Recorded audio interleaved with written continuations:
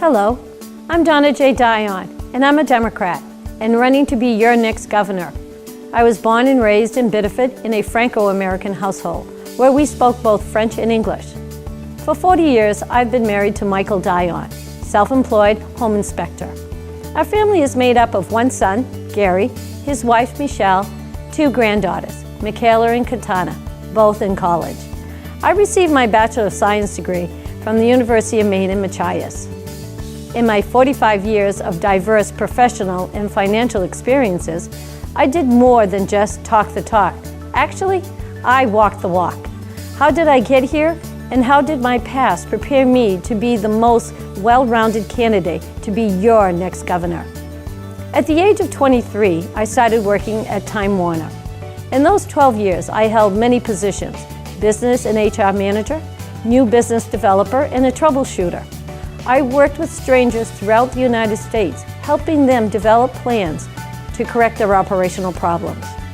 I also worked over 20 years as a finance director for two nonprofit organizations, Creative Work Systems and Port Resources. I was responsible for the long-range planning for both agencies. I needed to project how to acquire new funds, better utilization of current funds, and how important it was to develop new programs that would enhance health and safety to the most vulnerable population, our children and the elderly. In my 3.5 years as chair of the Biddeford's Downtown Development Commission, we cleaned up Main Street. We worked with the local businesses in developing a marketing plan that brought more people into the downtown stores. We installed new sidewalks, planted trees, and converted the overhead wiring to underground.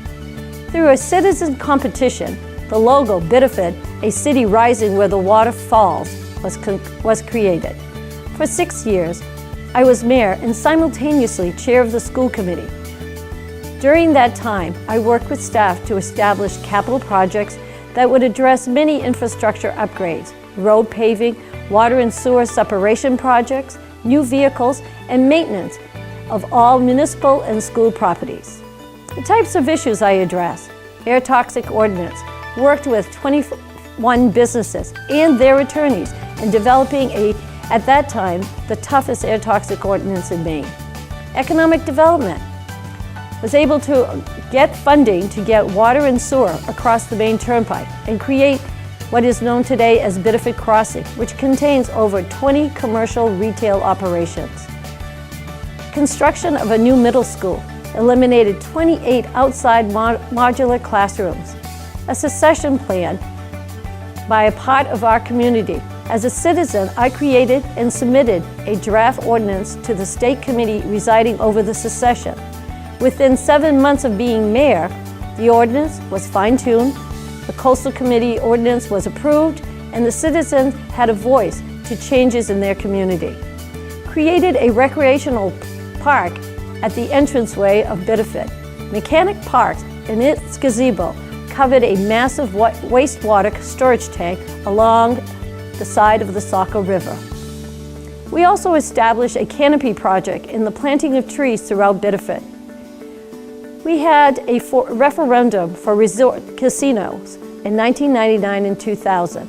Even though the issue did not pass, as a strong advocate for the resort casino in Biddeford, I initiated 129 surveys that were completed by Connecticut businesses surrounding Foxwood and Mohegan Sun. Success of the casino would have created a collaboration between Biddeford and the Penobscot Nation, which could have been a very lucrative project for both of us. Project included also a separate ramp off the turnpike as the primary entrance to the proposed casino. It would have increased revenue for Maine through its toll system. Institutional zone. For 15 years, University of New England had been working at developing a comprehensive growth plan, but needed to expand its footprint onto property they already owned.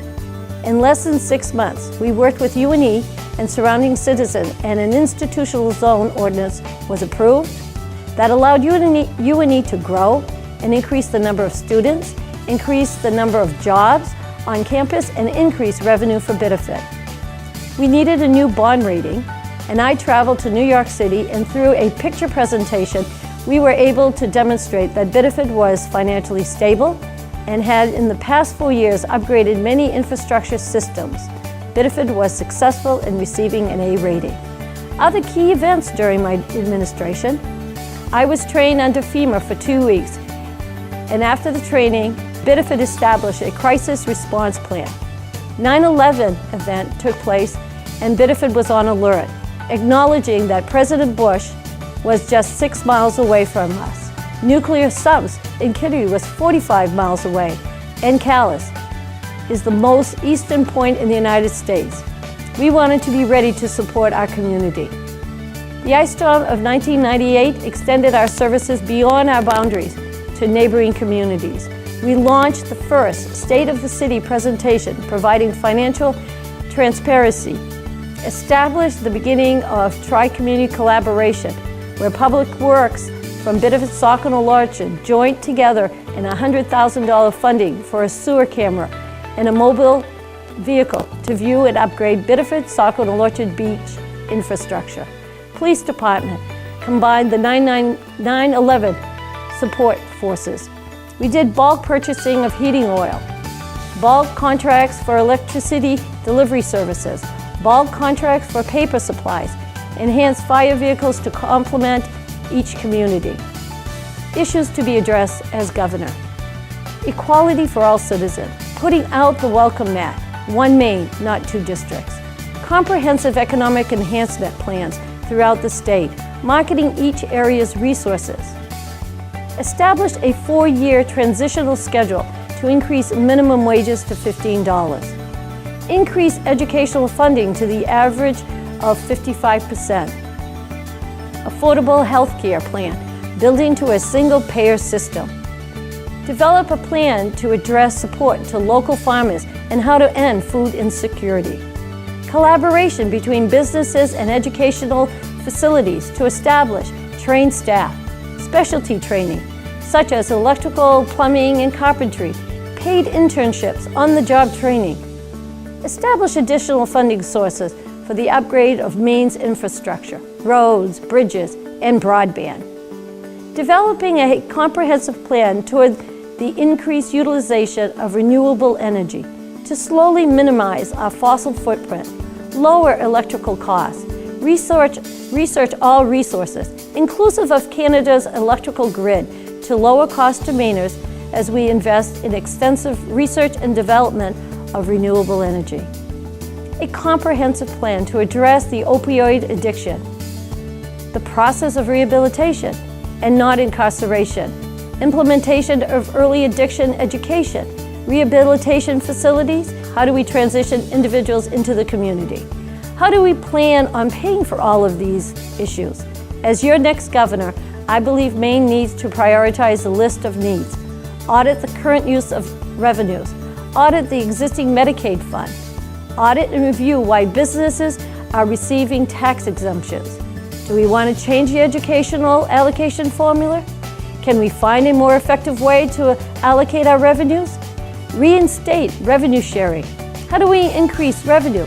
I have a recommendation: to develop a new revenue source by establishing a service fee to non-resident property owners, those people living out of state who currently do not pay any income taxes to Maine. This would provide the non-resident the opportunity for their fair share of supporting the infrastructure. Let's take the ME in Maine and turn it upside down, and we will move Maine forward. If we start with respect, we will definitely end with success. On June 12, 2018, make Donna Dion your first choice. Thank you.